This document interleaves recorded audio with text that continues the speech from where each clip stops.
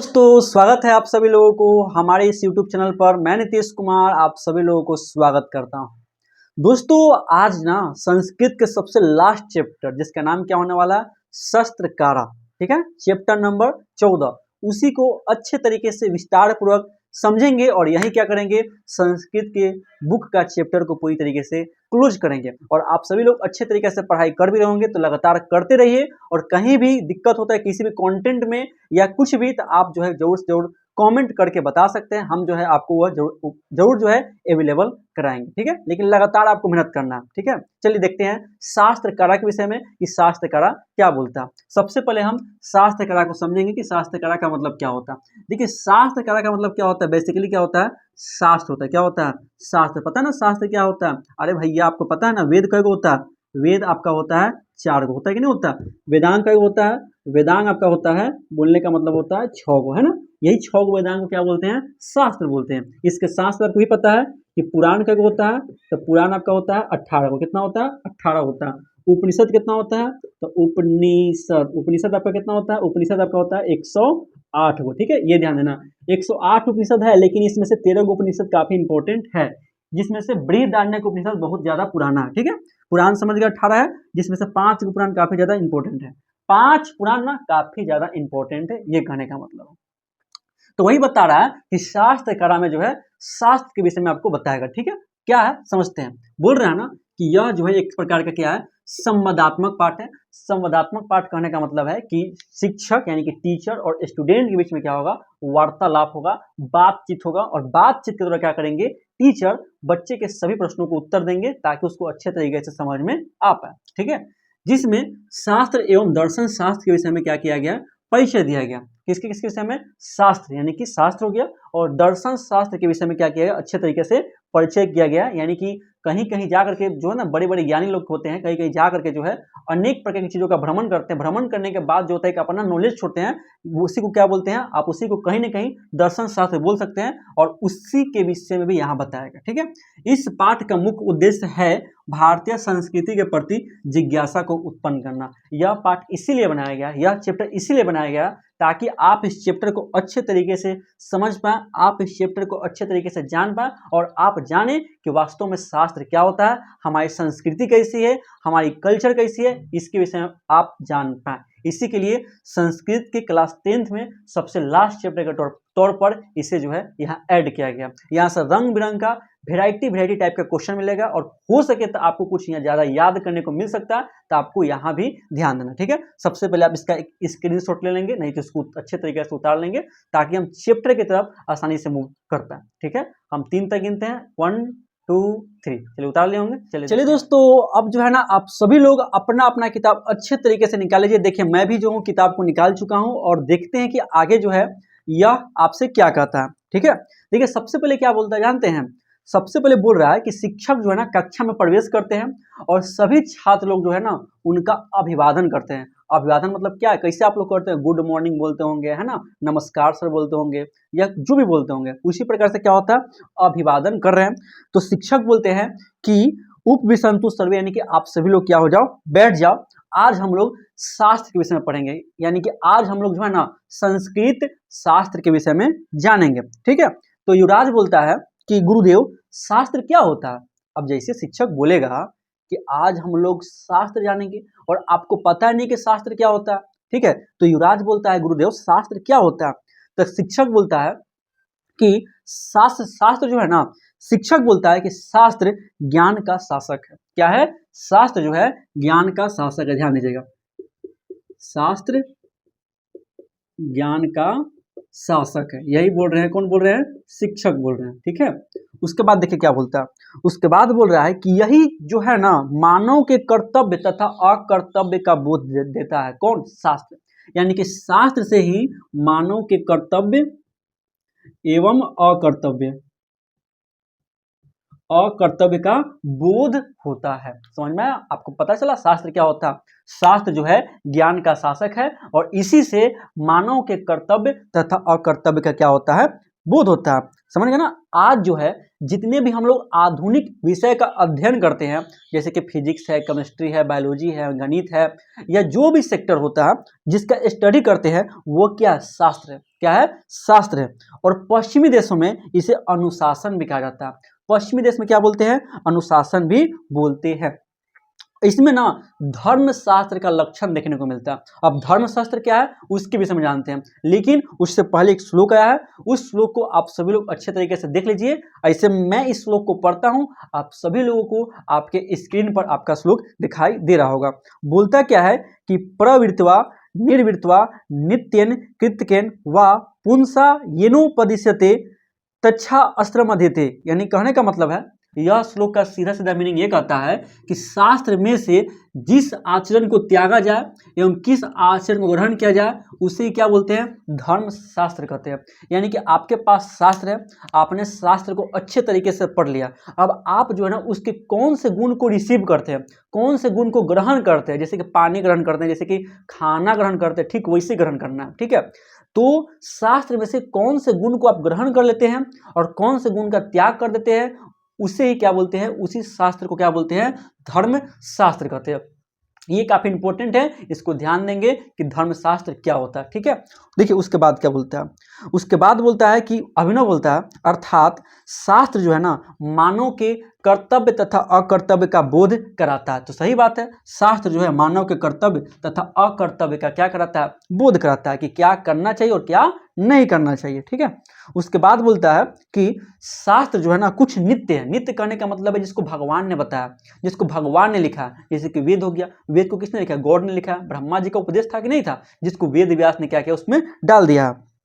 और कुछ जो होते हैं जिसको ऋषियों ने लिखा, कुछ ऐसे भी हैं जिसको किसने लिखा है? ऋषियों ने लिखा। ठीक है, तो शिक्षक बोलते हैं कि तुमने सही कहा कि वेद जो है कुछ नित्य, नित्य करने का मतलब है कि जिसको कुछ भगवान ने बनाया और कुछ कृत्रिम है जिसको मानव ने बनाया। ठीक है, उसके बाद बोलते हैं कि अनेक शास्त्र की जो रचना है ना विद्वान ने किया। किसने किया? विद्वान समझते हैं ना, विद्वान लोग, ज्ञानी लोग जो होते हैं वही शास्त्र लिखते हैं। अब आपको मैं जो बता रहा हूं आप अच्छे तरीके से जान जाइएगा, तो आप भी क्या करिएगा? इस पूरे नोट्स को अपने मन से लेकर छाप लीजिएगा। छाप सकते हैं ना, वह आपके लिए ना एक कृत्रिम नोट्स बन जाएगा, यानी कि आर्टिफिशियल नोट्स हो गया। क्या हो गया? आर्टिफिशियल नोट्स, जिसको आपने खुद बनाया। ठीक है, यानी कि अपना नोट्स हो गया।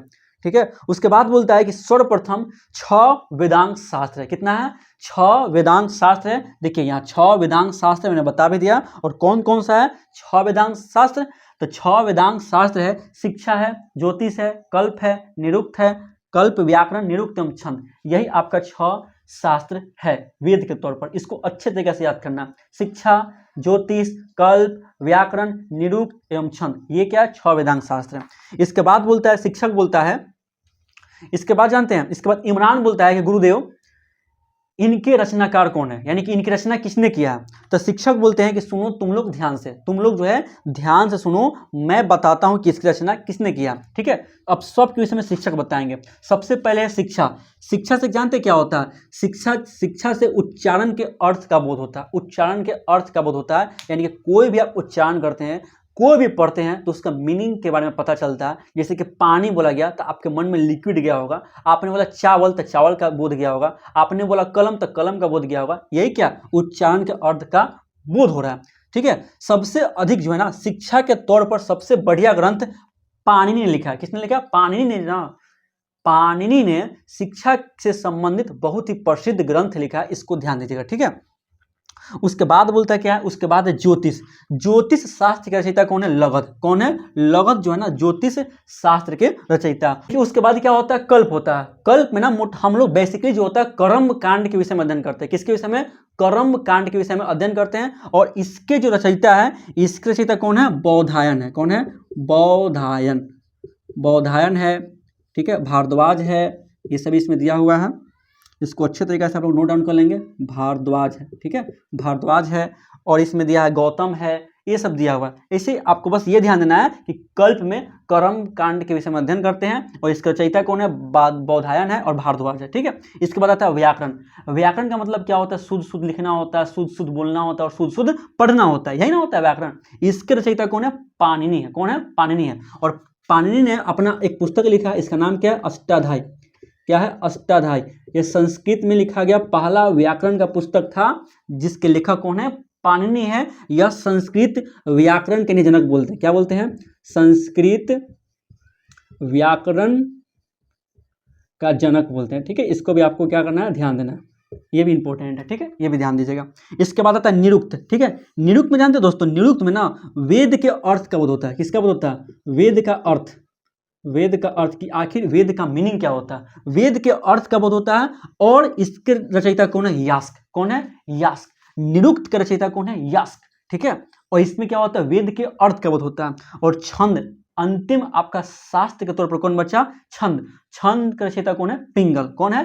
पिंगल है। इस प्रकार से आपको ये 6 वेदांग जो है इसको याद रखना है। वेदांग क्या है? वेद का अंग होता है। कुल 6 वेदांग है, शिक्षा, ज्योतिष, कल्प, व्याकरण, निरुक्त एवं छंद। और सभी के क्या करना है? इसके रचयिता को ध्यान देना है, क्योंकि एग्जाम में आपसे डायरेक्ट क्वेश्चन पूछेगा तो आप अच्छे तरीके से इसको सोल्यूशन कर सकते हैं, ठीक है। ये काफी इंपॉर्टेंट है, अच्छा तरीका से इसको देख। चलिए दोस्तों, तो उसके बाद देखते हैं कि उसके बाद जो है ना क्या कहता है। देखिए उसके बाद जो है ना अब्राहम क्या बोलता है। अब्राहम बोलता है कि गुरुदेव, क्या शास्त्र कला की स्थापना इन्होंने किया?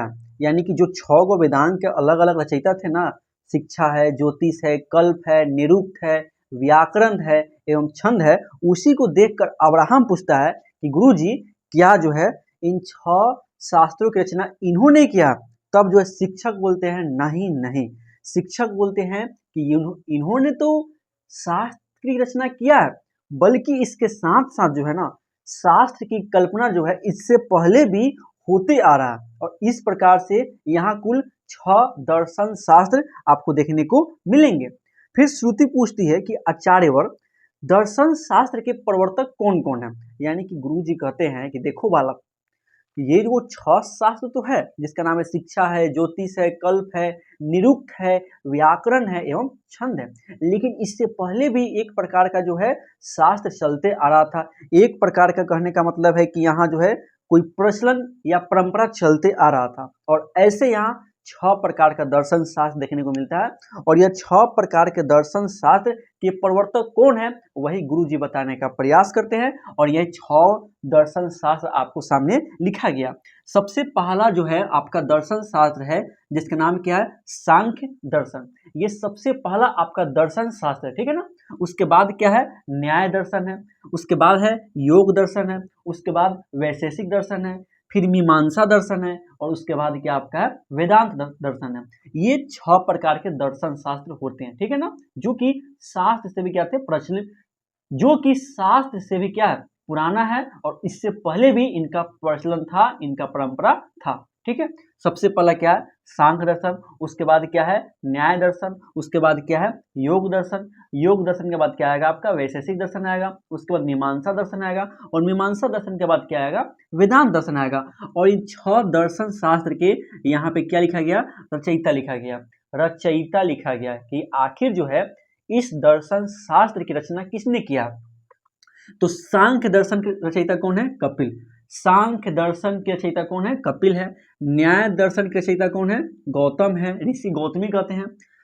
योग दर्शन की रचना कौन किया? पतंजलि ने किया, वही पतंजलि। आज देखते हैं ना, योग दर्शन के संस्थापक कौन है? पतंजलि है। और इसका ब्रांड एम्बेसडर का काम कौन करते हैं? बाबा रामदेव करते हैं। लेकिन ये मत समझिएगा ये पतंजलि नहीं है, यह पतंजलि रियल में क्या है? बहुत ही प्राचीन है। वहां से भले बाबा रामदेव ने रिसीव किया है, लेकिन यह पतंजलि काफी ज्यादा पुराना है। योग दर्शन के संस्थापक कौन है? पतंजलि होगा। वैशेषिक दर्शन के संस्थापक कौन है? गया आपका ऋषि कणाद होगा। इन्होंने सबसे पहले बताया था कि कोई भी परमाणु होता है ना, छोटे छोटे मौलिक कणों से मिलकर के बना होता। वैशेषिक दर्शन के संस्थापक कौन हो गए? ऋषि कणाद। मीमांसा दर्शन, इसके रचयिता कौन है? जैमिनीना हो गए। क्या हो गए? जैमिनीना हो गए, ठीक है। और वेदांत दर्शन के रचयिता कौन हो गए? बदरायन। क्या हो गए?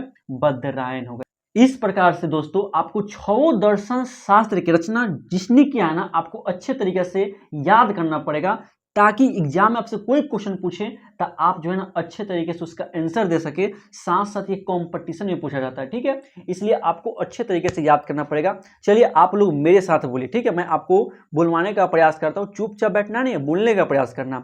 सबसे पहले क्या है? सबसे पहले सांख्य दर्शन। सांख्य दर्शन के संस्थापक कौन आपका है? बोले तो ऋषि कपिल है। इसके बाद आपका क्या है? न्याय दर्शन। न्याय दर्शन के संस्थापक कौन है? ऋषि गौतमी है। इसके बाद आपका योग दर्शन के संस्थापक कौन? आपका पतंजलि है। इसके बाद क्या है? इसके बाद है वैशेषिक दर्शन, इसके संस्थापक ऋषि कणाद है। इसके बाद मीमांसा दर्शन के संस्थापक जैमिनिना है। उसके बाद बोलने का मतलब है आपका वेदांत दर्शन, और वेदांत दर्शन का रचयिता कौन है? बदरायण है। इस प्रकार से आप सभी लोगों ने 6 दर्शन शास्त्र को अच्छे तरीके से देख लिया। इसको बार बार लिख के क्या करना है? याद करना है।